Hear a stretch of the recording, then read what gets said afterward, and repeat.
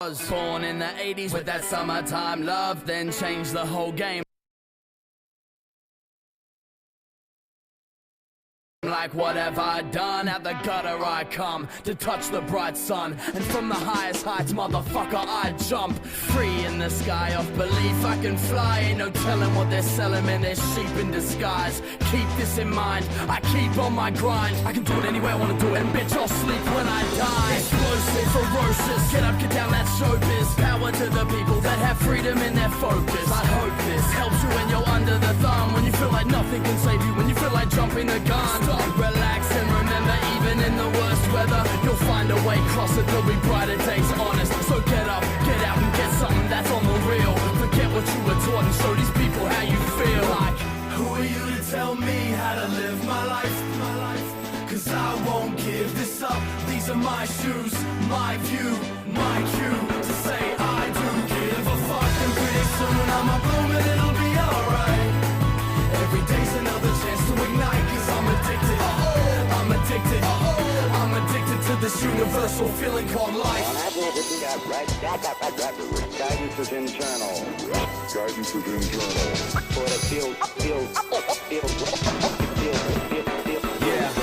Since a fetus, explored life's subtle secrets. From my fingertips to my unique double helix, I can see history, I can see the past lessons. It's your right, never be afraid to ask questions. How can every religion claim to be the only one? How can they preach love yet fight each other holding guns? I think the golden sun might be able to shed some light. I'd rather push peace and knowledge to defend our rights. These leaders in suits tell us to fight for one side. You think they got their sons and daughters on the front line? Not down for war, but down to get an education. We're all equal, yet they push synthetic separation. But in this matrix, I won't be failing to make it. This is my cosmos, baby, space sailing with Sagan. I heard it's not where you're from, it's where you're carving your view. I heard you don't have to wear a suit to argue the truth, and so who are you to tell me how to live my life?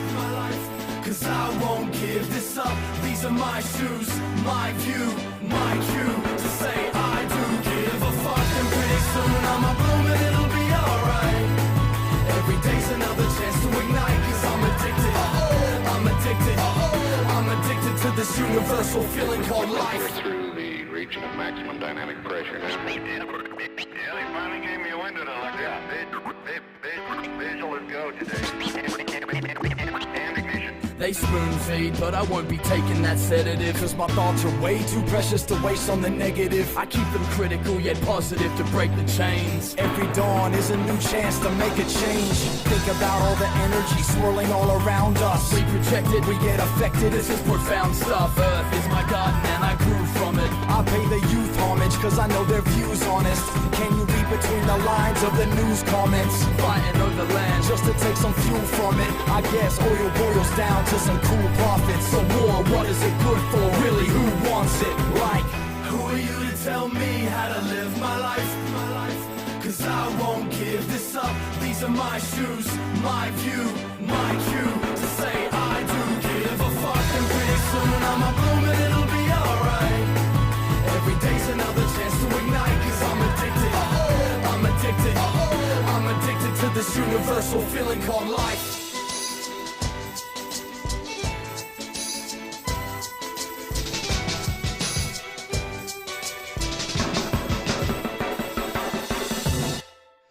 Well, hey y'all, welcome to Nobody Tells the Truth. It's Friday night.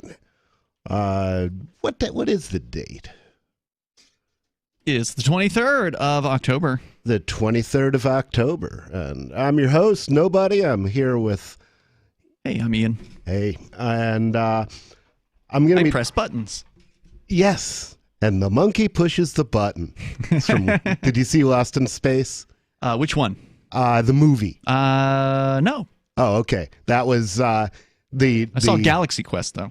Okay. Well, the guy, I can't remember who played him, but the character who played the Air Force captain, I guess, or Air Force guy who was actually flying the Jupiter 2 on Lost in Space, had really nothing to do because the ship more or less flew it. So as he's launching the ship for the first time, the only thing he has to do is push a button, and he says, and the monkey pushes the button. So what's the progress? Well, progress is, first let's talk about what we're progressing on and towards. There's 2 projects in the Liberty community that were basically dead, and we're going to resurrect them. We hope we can make them stronger, faster, better than they were. And those, Son of Frankenstein. Yes. And those projects are Copblock, which was a great organization. It was huge. It had huge energy, and it lost its leadership and kind of devolved, and it's more or less dead now. The other is Self 411, a great app developed by Virgil Vadua. Vaduva. Okay. And he was the lead manager. He didn't write the code because that's not what he does. But he made it happen, though. Yeah, he made it happen, and it was. And did it with no request for assistance. He just did it. Yeah. He never asked anybody for a dime. He just put whatever money it took to make this thing, and it couldn't have been cheap. Yeah. And he just released this thing without telling anyone he was doing it, and he just made this amazing app that allows people to send emergency alerts to their friends and maybe even strangers. Yeah, and this is an app that it's been in production. I used it. I've used it many times. I've had my ass pulled out of the fire by it. I mean, not necessarily the fire, but for example, one of the things I did was I was in Manchester, and the Manchester police really disliked me, partially because I drove an old vandalized cop car. And can you call it vandalized if you did the tagging? That was the name of the work of art. It was called Vandalized Cop Car. I see.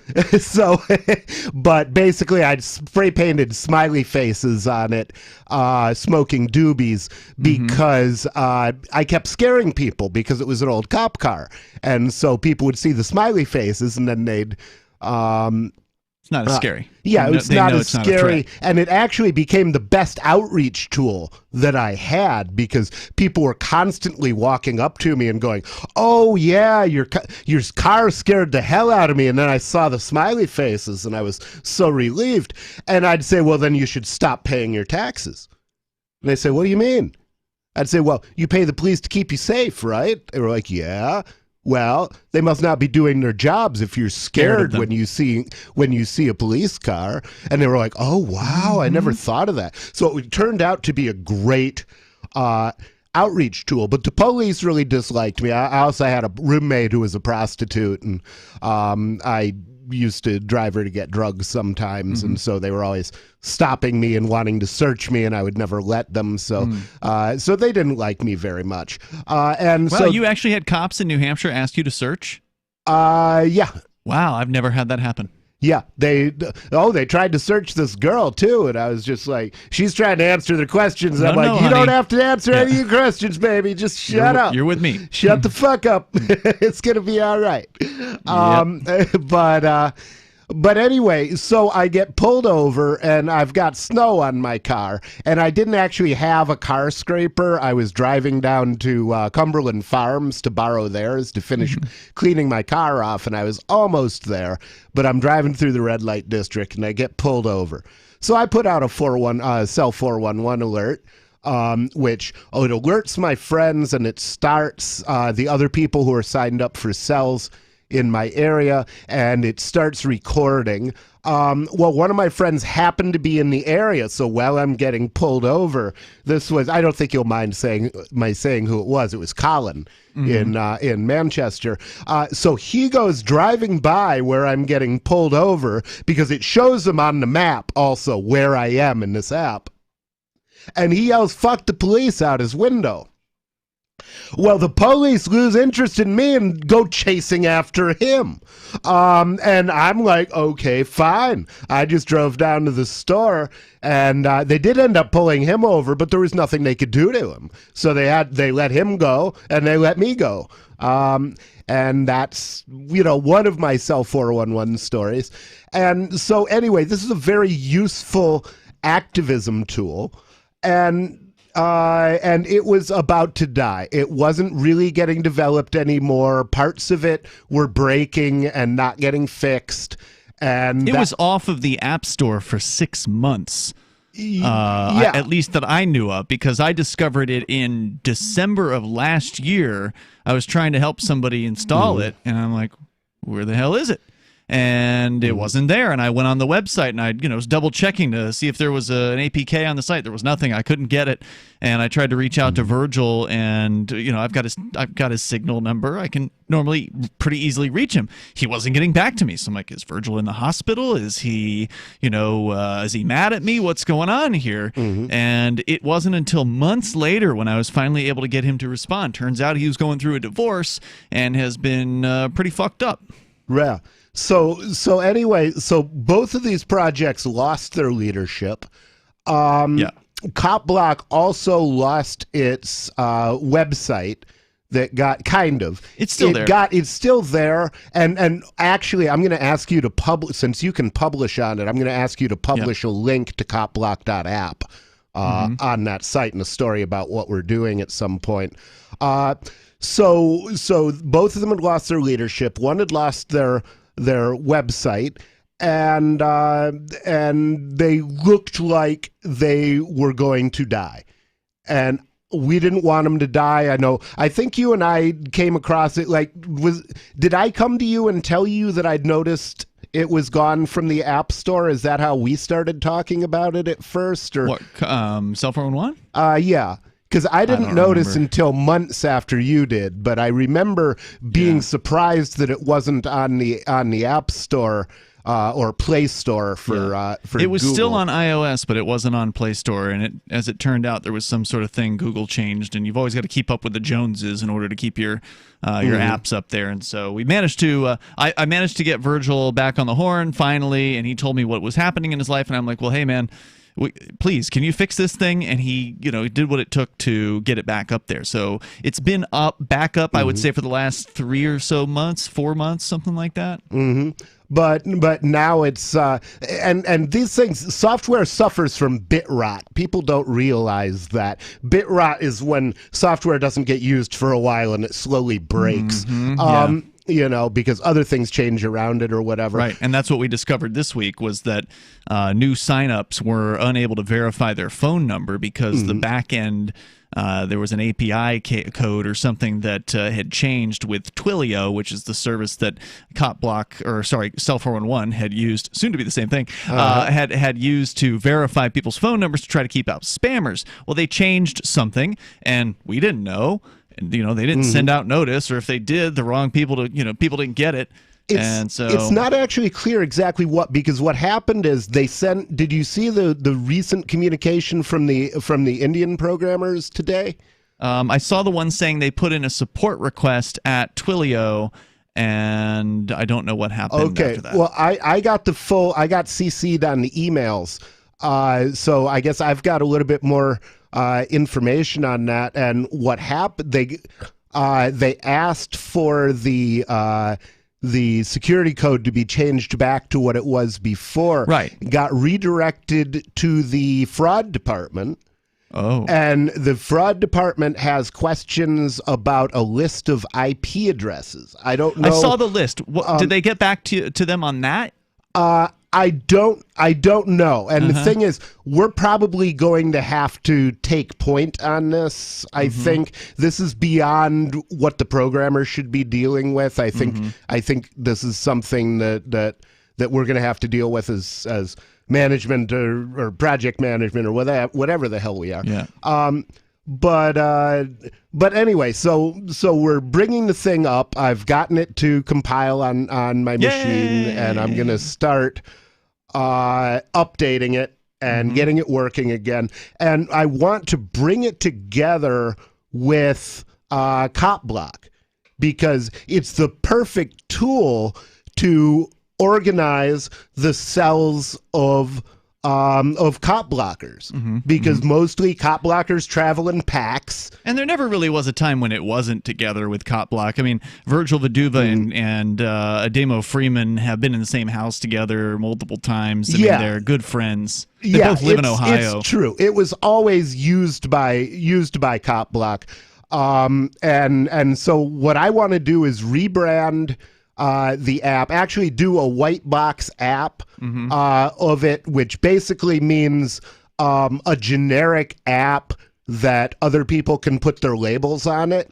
The label I want to put on it and the branding I want to put on it is Copblock branding. But other people... Not everybody's going to want that brand. Well, exactly. There are other things that other people might use it differently. There's a group out there called Freedom Cells that was started by John Bush. This year, right? Yeah, it's a new group, and he's getting a lot of people signed up. John Bush, by the way, a former longtime Copblock guy. He's done Copblock there in Austin for many years prior to having kids. He kind of dropped out of the direct action scene after he had kids. Well, direct action. The direct action when you have kids is raise your kids to do direct action. There you go. It's like we don't get the result of the direct action as soon, but if you have more than one kid, you can have like multiple, you can have many times the impact that you would have as a single activist. But it just, it's 18 years later. But so anyway, he's interested in using probably a slightly differently branded version of the app to organize his freedom cells. So I've been talking to him about that. I think there are probably Boogie Boy and militia groups who might be interested in using it. I think it would be a great thing. One of the things that I want the new Copblock to do is I want it to specifically be reaching out to black neighborhoods, to poorer neighborhoods, to the places where they are really beset by police, and empowering those people. The Black Lives Matter thing, the problem with Black Lives Matter, yes, absolutely, they matter. But going out and burning things down is not going to save any black lives. No. And going out and rioting without it's not going to change how the police behave, that's for sure. Yeah, if anything, it will make them worse. And rioting has caused them to lose. They were very heavily publicly supported at first, and the level of rioting has dimmed that support, even with people who are generally on their side and anti-police. So my hope is that we'll be able to reach out as new Black Lives Matter protests happen and get people involved from those groups.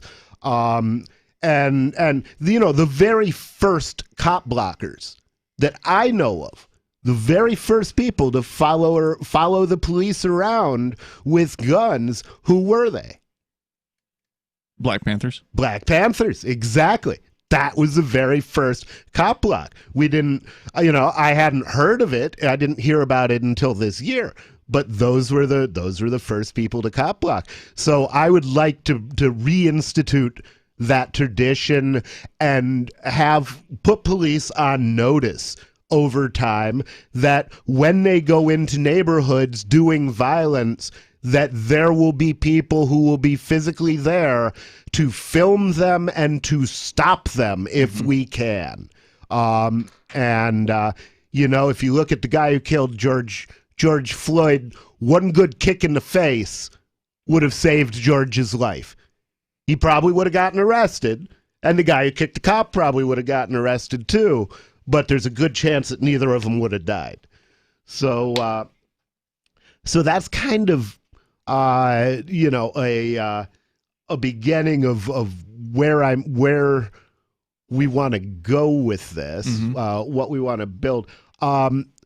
And I guess the thing that would be interesting is like this show is probably something I'm going to point potential participants in the project to, in terms of, you know, where are we going in a nutshell. So I'd kind of like to spitball out a little bit about, you know, where do we go with Copblock 2.0? What can we or Cell 411 2.0, otherwise known as Copblock.app? What can we build into that system to make it the most effective tool we can make it? Man, that's a great question, and it's probably beyond my scope right now, because what I want to see happen is the bugs that are in the app get fixed. You know, we got to start with a working base. And right now, notifications are fucked up on the app, at least on the Android platform. So, I mean, all I can see is all of that right now as far as what the future is. I mean, if we can get more people using it, then they'll come up with new ways to use it, you know, and the more people we can get interested in it, the more programmer types we can get on board. Like you were asking, for instance, what do we do about iOS? And I said, we focus on Android, get Android back up, get the buzz going, and then some iOS programmer is going to be like, hey, I can help with that, you know? Yeah, so, I think you're right on that. That's probably a good thing. Although I did look into it and I found out I should be able to build iOS apps on my Linux box. I would just have to get a phone to test them on. That's not hard to do. No, it's Somebody not. will donate an old phone or something like that. I would think so. So I guess this is a call for, I guess I will put out the obligatory call for donations. I will answer your question. We'll get to the donations, but and by the way, does Copblock.app have a donation link yet? Copblock.app does not have a donation link. I'm intending to create a wallet for them, just an Edge wallet, right, with its own login. And yeah, with its own login, and you'll be able to send whatever Edge accepts. Just something that kind of came up today as I was thinking, and I'm not a software designer. I'm just kind of the guy who You're a took care of software user, though, and True. that's the thing. You know what you want to be able to do. I was with one of the app. main users of. I've used Copblock. I've used Cell 411 for the rideshare too, which is a cool aspect of it that has been sort of on the sidelines. That could definitely be a lot bigger. Especially now with all the bullshit with Uber and Lyft and the ridiculous restrictions on those businesses. But as I was thinking today about one of the problems, which is this issue with the back end of this company called Twilio, which is some company that does text messaging, basically. They probably do other things. They do robocalls, Yeah. they do text messaging, they do marketing by email, that kind of shit. So one of the things that we want to do, so after the app starts working the way it's supposed to, we want to make sure that the app can not be relying on these third-party providers, because right now there's a lot of let's call them moving parts. Basically, there's the Cell 411 app. It's got a bunch of different things that are going on sort of under the hood. It's not just an app. There's servers out there. There's a video server. There's the database server. There's this Twilio thing. And then there's this thing called a parse server. So like all these things. The parse server is horribly named. I looked at it. What it really is an object-oriented database. So well, I wonder how it differs from this RDS, which is the Amazon database that we're paying big money for. That's a good question. Yeah. I've got to get login information for the RDS so I can go in there and look at what's there. It looks like the main data that runs Cell 411 is in the backforapp.com database. What we want to do, for long-term vision, and I don't want to mean even that long-term. I mean like as soon as possible. Once we get this thing up and running again as it was, then we can start making changes to how it is. And so getting rid of this back for app thing and running our own parse server, because it's an open source system, this parse. And it's running Mongo database is what it's running, I believe, which is as you say, an open source database. Whatever the parse thing is, apparently it was closed source, but they open sourced it right before Facebook did something. Anyway, somebody put this out there.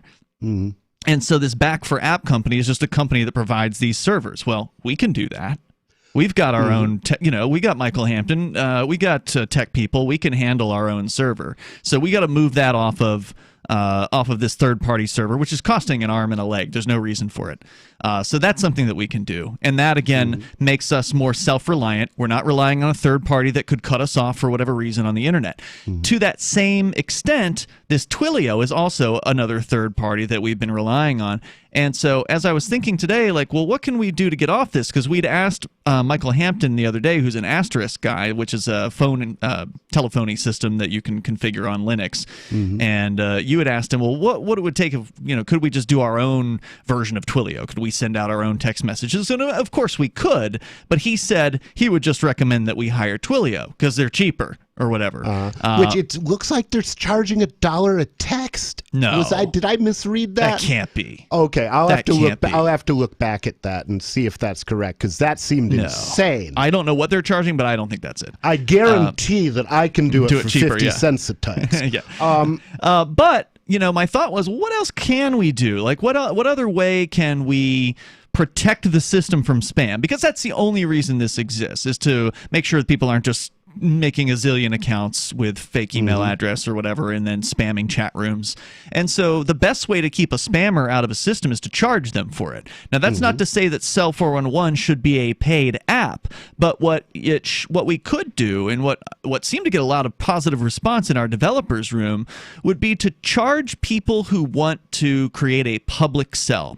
So when you're dealing with Cell 411, for listeners that have never used the app before, when you create an account, and sort of the standard way of using the app is you're supposed to invite your friends to be your friend, right? So I got your email address, nobody. I say, hey, I got Cell 411. I want to invite you into my cell. I type in your email address. It sends you an invitation. You can either approve or deny it. And then you can send a request back to me. And so now we're both on our various different private lists, right? So you can create as many private cells as you want to, and you can add people to it that you know their email addresses, and they have given you permission to do that. So it's a totally permissioned private cell system. But there's also the public cells. So you can go in, log into Cell 411, and you can say, show the public cells near me. And it can set a kilometers or miles, little slider, and only look real close or look wider, right? So if I look at a close area, snapshot of what's around, there's like the Keen Activist cell, which has a ton of people in it that I don't even know some of them. There's one called Keen Stant. Somebody misspelled Keen State. There's only one member. There's in also that cell. a Keen State. Correct. I think, and I think it was created by the same person. No, that was created by me. Oh, really? Yeah. Oh, okay. That was when I was doing Cell 411 outreach. We've got postcards that promote Cell 411. Really? I was going down handing those out at the Keene State, various different days, just kind of trying to make people aware of Cell 411. So there's a few of these, right? So these public cells. Anybody right now that has a Cell 411 account that has gone through the phone verification can create a public cell. They can join a public cell. They can then join the public cell's chat room, and they can type there. So you don't want to allow people to just go in there and spam those rooms. And so one way to prevent that without having to use Twilio, without having to use text messaging, would be to require a small micro payment of 50 cents or $1 or something like that in order to give that person the permission to spin up a public cell or to join a public cell. And so that way the new user can still come in there and they can still use the app privately with their own friends. They can send requests to their friends. Because if there's nothing a spammer can do there. The spammer is not going to have any benefit of that because they don't know who to send requests to. So they can't do anything with private cells. Right. But the spammer does want to spam the public cells. So all you got to do is require a small amount of crypto or PayPal or whatever, Google Pay or Apple Pay through the Apple or Google stores. So there's multiple different ways to do it. And then that person then has the permission to join and to create public cells. Or if you wanted to, you could make it so they have to pay for each public cell that they want to spin up. Yeah, you could definitely do that. And that keeps the spammers out, and it still allows people who can't afford it, right? Like if if you are for whatever reason you can't afford 50 cents, then you can still use the app. You can still test the effectiveness of the app with your private friends. And if you want to take it to the next level by joining a public sell, you just pay 50 cents worth of crypto and you're in. Okay, I like that. And the other idea. thing that does, buddy, is it makes it so people who don't have a cell phone can now use Cell 411 once we make this change. And people who don't want to give up their phone number. Right. That's also a but you never could use Cell consideration. 411 on a tablet because most of them don't have a cell phone built into them. So all the tablet users are now in if they want to be on Cell 411. You could have used it on a tablet. You would have had to have a phone to receive a text message at. I guess you could. I guess you'd have to have a phone number, but like I've run Cell 411 on an Android emulator running on my desktop. I see, and it worked fine. But because you had a phone number. But because I was able to give it. So you're talking about bringing in a bunch of people who've never had the chance to use Cell 411 before. That's a very large potential audience, and we would also cut out our reliance on another third-party provider. So to me, I think the micropayments is a good idea. I think that's a good idea too. The other thing that I'm wondering about is, wouldn't it be interesting if we used, because we've been talking about how do we make this thing accessible even if the government is trying to make it not accessible? And one interesting thing to do there, say we used an SLP token, which can be created for free. Right. And basically, so when you become a Cell 411 user, we create a Bitcoin Cash address for you. And basically that address is used to send SLP tokens around. And you would be then represented by your number, and you could use by your public address of your and that could actually be used to put the backbone of the database, or at least the backbone of the user table, on the blockchain. Where it exists. And I don't know, can you still store data on the blockchain if you pay for it? At least on Bitcoin SV. Okay. Yeah, because Bitcoin SV has that meme thing where the memes go on the blockchain. Twitch. Yeah. It's just a Twitter clone. So it's not just memes, you can post text or photos. Okay, so I should look at Twext and TWETCH, Twitch. A Twitch. And like Twitter and Twitch got married or something. Is all of the data from that on the blockchain? Yes. Really? So it's not there isn't a database server somewhere else. As I understand it, that's all on the Bitcoin SV blockchain. Okay. Is it open source, do you know? Good question. I don't know. Because that would definitely be an interesting thing. And the other thing that this would that I've talked about before is there's some having a wallet built into the thing. I like the rideshare thing, but it's too limited. It should be everything share. Yeah, oh yeah. So basically, one of the things you get from it may be rides, but if you want somebody to come over to your house and bring you some crypto for cash, that should be, or for some other crypto or whatever, or a bag of weed should be available too, or a bag of weed, or a dinner, blowjob, or whatever. And it's set up with cells. Car parts. So if you already sell weed to somebody, and only the people you're selling weed to are in your cell, then there's no reason you shouldn't post to your cell, I've got some weed for sale. Except it occurs to me that we would need to make that an encrypted system in order for it to work.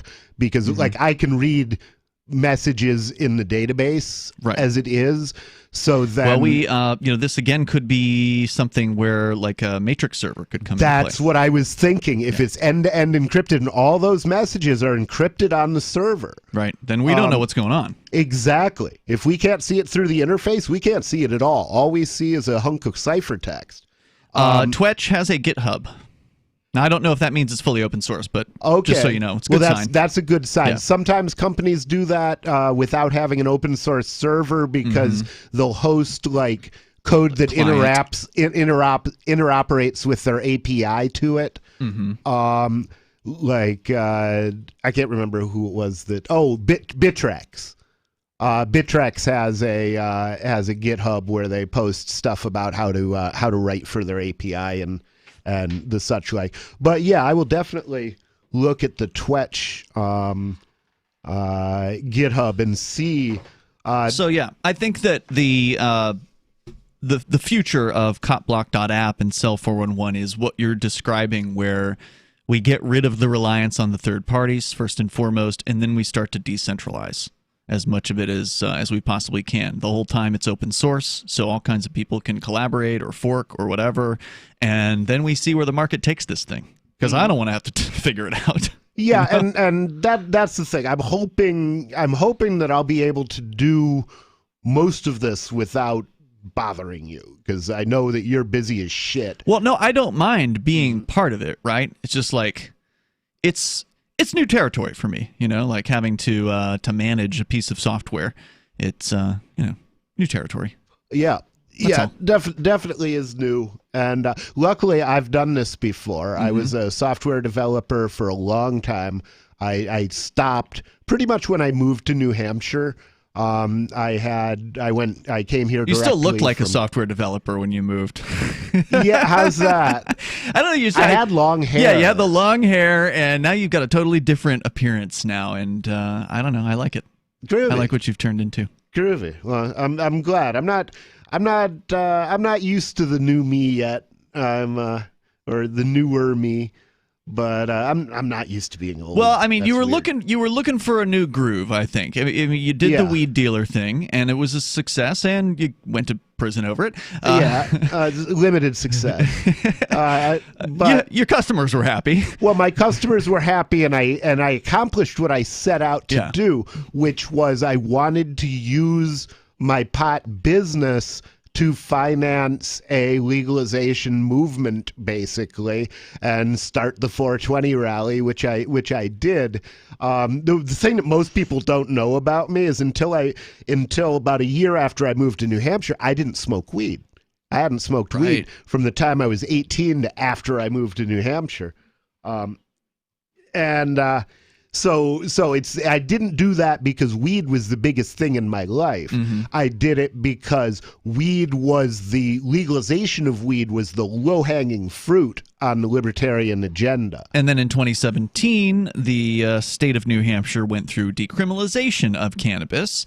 And partial decriminalization. Yeah, but it was enough to really the decrim was enough, though, to essentially destabilize the movement, for lack of a better term, to reduce the turnouts.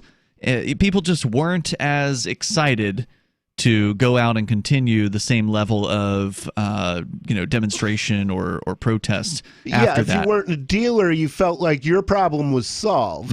Right. It took the wind out of the sails to some extent. And you know what? I need to make a note, nobody. I need to do this 91A that I keep talking about doing. Has anybody actually looked? Have they pulled the numbers to look and see what have the marijuana arrests been? Have there been even a bunch of tickets written, or have they just basically given up on even trying to enforce since decriminalization? That's an excellent question. I think in order to get the data, you might have to do a 91A request. That's what I intend to do. You'd need to do it with each county. Yeah. So you'd need to do 10 of them. I think there's 10 counties in New Hampshire. I don't know if you would have to go with the county or each city. You may be able to get some numbers from the state. You may be able to go all over the place. So it might be interesting to look at like the state police and then look at City of Keene or Manchester and do that sort of thing. Yeah, but I would love to know what's happened with that. And the thing is, I think that also legalization in other states has been a cautionary tale to some extent, not in the way the anti-drug people warned. It hasn't caused a lot of trouble involving drugs. No. But what it has spurned is a collection of pernicious statewide cartels, regulations and such, of yeah. regulation and exclusion.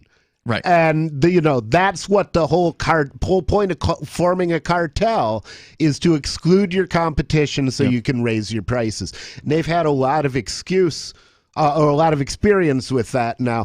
So I'm thinking in New Hampshire, maybe we need to do something different than what it has been done. For example, keep all of these things illegal, but reduce them to civil violations, and fix the fine at exactly $1. Okay, $4.20. $4.20. Yes, exactly. And so, and basically that will prevent the laws from being enforced, or at least from being effectively enforced, but it will prevent the creation of a monopoly regulatory system. And it will keep it in the alternative market, in the agorist market, where anybody can play in the agorist market. You don't have to ask permission. All it takes is courage. That's right. That's why minorities do so well in the drug business, is because they have the courage, they have the smarts, but in the outside market, you need permission for whatever you do, and they don't seem to get permission as easily. Well, in the agorist market, you don't need permission. That's a great idea. Because it won't be forthcoming, and we're all operating under the same handicap. There's no white privilege in the agorist market.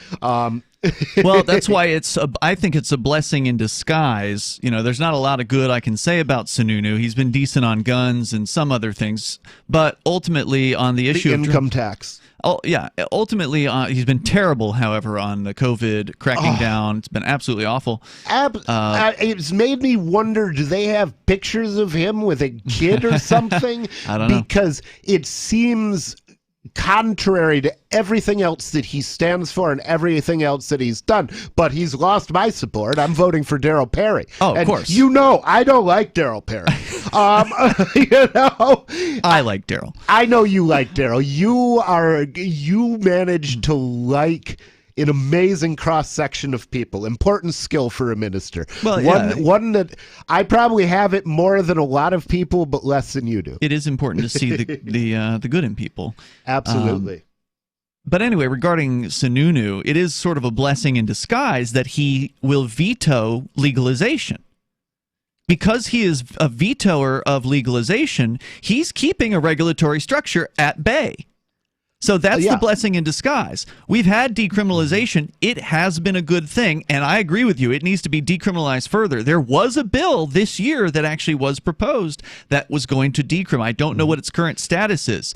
So let's attack it that way. Let's next time let's get with our legislator friends and suggest that, basically give them the outline of a bill. We could even hire somebody or get Melanie to write the legalese for us, because she's been through law school. And we could actually write the bill to introduce it.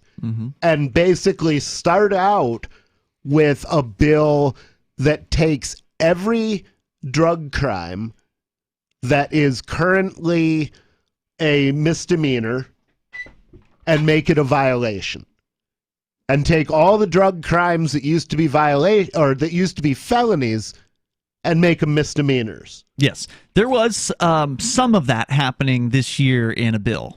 Now, it wasn't across the board, but it did reduce some of the maximum penalties for some of the felonies.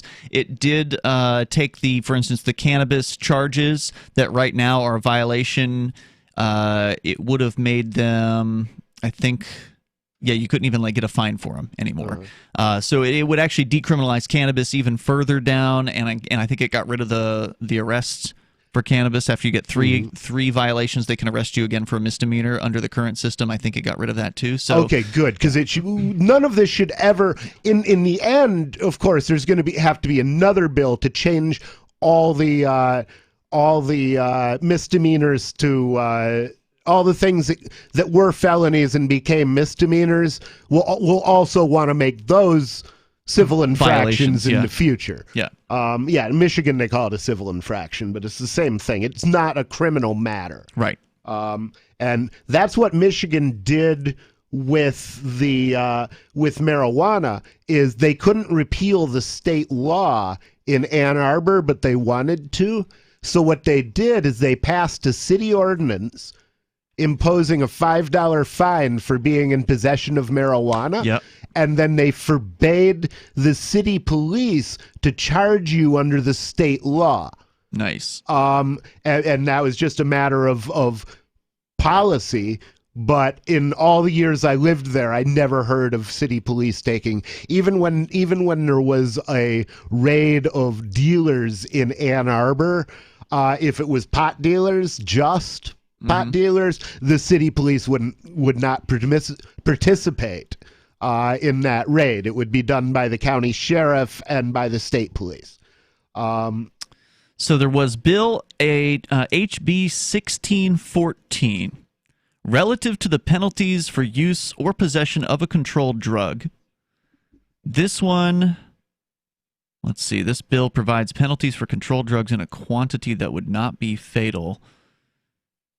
So yeah, no amount of marijuana would be fatal. So in the case of a violation involving multiple drugs, 5 ounces or more of mixture or substance containing any of the following: coca leaves, cocaine, lysergic acid, dilithiamide, heroin, methamphetamine, such a person may be sentenced to a maximum term of life imprisonment. That would have been changed to not more than 10 years. Wow, that's a big change. Life to 10 years. Can you imagine getting that in a plea bargain? It'd be like, yeah, I'll take it. In the case of a violation involving various other crack cocaine, LSD, heroin, methamphetamine, so there's a big change here. A person, they're striking, may be sentenced to a maximum term of imprisonment of not more than 20 years and a fine of not more than $300,000. So striking that and replacing it with shall be guilty of a violation. Wow. And may be fined not more than 5 times the street value of the controlled drug or controlled drug analog. So still a fine. It's interesting how they made it mandatory. Now, what they... maybe that's... If a person commits such a violation after one or more prior offenses, the law originally said, quote, may be sentenced to again, this is just a proposal, this didn't pass, may be sentenced to a term of imprisonment of not more than 40 years, a fine of not more than $500,000 or both. That would have changed that to a Class A misdemeanor, so more than a year. Nice. So this is a pretty big decriminalization bill here. It was... Nobody should be a felon for drug crimes. And I'll tell you what, one of the things I've got to do is get the fucking felony off my record. Not being able to keep and bear arms kill me. I walk around feeling fucking naked all the time because I always had a gun. I usually had 2 guns. Well, you could go knock on his door on Sunday and ask him for a pardon. Well, excuse me. There's supposed to be a protest at Sununu's house on Sunday. It's happening. Okay, do you want to hit that? Absolutely, I'm there, dude. I'll be there with you then, because I'm riding out for the thing in the morning with you. Right, we'll make a whole day of it. Yeah, okay. Well, and it's somebody else who's organizing it. It's been going on Telegram. It's Frank who's been organizing it. Frank and this is another guy who Frank apparently knows. His name's Brandon or something. Oh, okay. Yeah. Well, groovy. And, maybe it would be nice if we formed into some kind of there are anti-mask people in every city, but a lot of it's been fought on the city level. And there's one group, the Reopen NH is pretty good, but they have a pretty religious bent. And Yeah, they're the more political leaners, but they're doing good work out there. They've garnered some very big protests this year. In fact, there's one tomorrow, the Candlelight Vigil at the State House, 5 to 7 p.m. in Concord. So, and actually, I'm going to be at that as well, and I know my roommate's going to come out for that. Which, wow, it's hard to get him out of the house. I mean, he leaves the house all the time. He's always running around jogging and shit. But anyway, here's a couple more of the changes this bill would have made. It would have stricken completely this sentence from the statute. A qualifying patient or designated caregiver who sells cannabis to a person who's not a qualifying patient or designated caregiver shall be guilty of a Class B felony and shall be sentenced to a maximum term of imprisonment of not more than 7 years and a fine of more than $300,000. Striked completely. Nice. If this passed, but that's in the law now. That a medical marijuana caregiver suddenly is that a bigger charge than there was for just selling weed normally? Maybe. Wouldn't surprise me. I haven't read the whole thing. I'm trying to understand the logic of having it there since it was already probably illegal. is bigger would be my guess. But another proposal, any person who violates any provision of this chapter, this is what the law reads now, for which a penalty is not provided by paragraphs 1 through 9 shall be guilty of a Class B felony. So if your thing doesn't fit into all the other stuff we wrote, it's a Class B felony. They're striking. Wow, that is so fucking vague. They're striking if a natural person or guilty of a felony if any other person. They're changing that to misdemeanor. So wait a minute. That's not written right. But anyway, their intention was to drop that. It may be if all of the felonies became misdemeanors. Did that leave any drug felonies? There's still some felonies in here. Or guilty of a Class B felony if the maximum penalty provided that's right. is a term of imprisonment in excess of 2 years. But it does major decriminalization of major sentencing and smaller stuff. This bill was marked inexpedient to legislate this time around. Yeah, which is just how they say did not pass. That's how they say voted down in New Hampshireese. So I'm not sure what the vote was though. 20-0. Holy shit. 20-0? That's not good. Wow. But it was a good try, first try for something like that. That's a pretty big bill. I guess, yeah. It's I mean, did it act on drugs other than marijuana? Yeah, no, those were like for that was heroin. All the drugs. That was for all kinds of shit. Okay, major decrim. So that just needs to keep coming back. Yeah, Yeah, and it may well be that the next one we should take that one and turn it down 2 notches. Yeah, basically do exactly what we're talking about doing with the drug laws, but do it to the bill. Mm-hmm. Turn it down like half as much, lower our expectations, get that. And the thing is, as we progress, as we do each layer of decriminalization, that's going to mean that we're going to have to fight harder for each subsequent layer. That's the thing that's difficult. And the reason is because it will affect fewer people. Fewer mothers will be able to say, my child was in prison. But still, some mothers will be able to say, my child went to prison for this. And until that number is 0, I'm not going to be satisfied. Because frankly, and obviously, kids don't do drugs. Drugs are bad, at least when you're talking about heroin and cocaine and I mean, they both have their medical uses, but they're few and far between. Heroin, of course, you need for pain. Cocaine is also used as a analgesic, although it's not used the way it's used by cokeheads. But some of them are bad. But nonetheless, if you're a drug addict, you're doing a great job of punishing yourself. Nobody needs to help you ruin your life. You don't need that help. You're doing fine at ruining your life. So carry on. And when you're done carrying on, send an email to the Church of the Invisible Hand. The Pope deals with these things directly.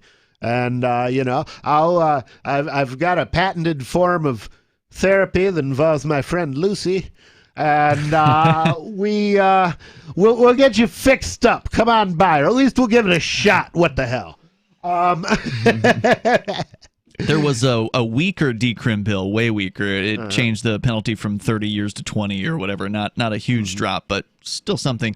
That one passed the House, didn't pass the House. It went ought to pass, which I think means it passed the House. Ought to pass means it's subject to. If nobody objects, it can be passed by an assent vote by the full, because that's in committee. That means it gets a quick assent vote. It can. It depends. If it's pulled from the consent calendar, then it can get an individual vote. Exactly. But yes, but that's what ought to pass means, is that it should go on that calendar, but then it's still being subject to taken off. It's still subject to being taken off if any of the legislators don't consent. So what happened in this case See, that's what they should do with regular law. They should just pass that down one more level, where after that you go to the population. And if nobody objects, you pass it. The Senate in this case, the New Hampshire Senate, they canceled the hearing because COVID back in March, and then in June they vacated it from the committee and laid it on the table. So I guess someone could pick it up off the table in this next session that's about to start later this year. I think if they lay it on the table, that actually ends up. It kicks it to the next session. It kicks it to the next session, but it would go to the a committee in next session. Okay. Which means it's still in a committee. That's how it got laid on the table. Or it would go to have some kind of a study in the next. So basically, I don't think it can be different from a study for committee. 2 years. So there's a study committee. And then there's laying it on the table. Those are two different outcomes. Yeah, that's definitely So they're not going to study it. They're just saying, put that down. Maybe we'll come back to it next year. I think that's what they're doing. I was thinking it was 2 years was the, although, even as I was saying it, I'm not sure my logic made sense. Yeah, so it doesn't look like any of the drug decrim stuff passed this year. So hopefully we'll see a better chance coming up soon. Yeah, well, it depends. It all depends on this next election, because we will be talking to a brand new House of Representatives. And if it's...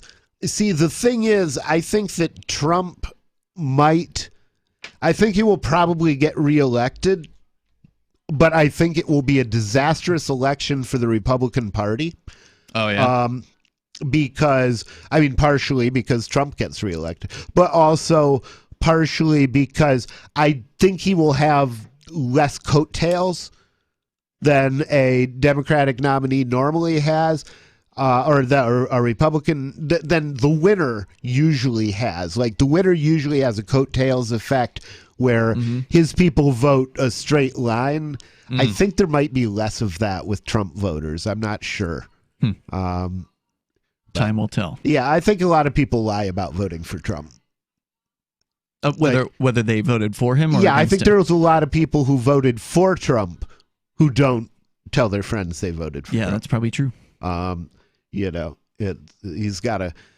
And a lot of time those people are not traditionally Republicans, but Trump has been... He sliced party lines in a different way. He's not a traditional conservative. So it's... there are people from the left who like Trump, and there's people from the right who hate him, Sure. Didn't seem to be that way with the neocons. Where does that put us? We've been going for an hour. You can wrap it up now, or no more than 10 more minutes, I would say. Okay. Well, do we have anything more that... I think we've given people an update on what's happened with Cell 411 and Copblock.app. That's... Yeah. Well, okay. That was pretty much what I wanted to cover tonight. We did an update on marijuana laws. So just to recap. So good night, y'all, and have a safe weekend. Stay away from the cops. And... because those assholes are dangerous. You got to approach them in groups of people. And we'll be out in a group tonight at 11:59 p.m. If you're in southwestern New Hampshire area, come on up and join Nightcap at Central Square in Keene. And we've got a whole bunch of activism opportunities no matter where in New Hampshire you are. So go out and survive.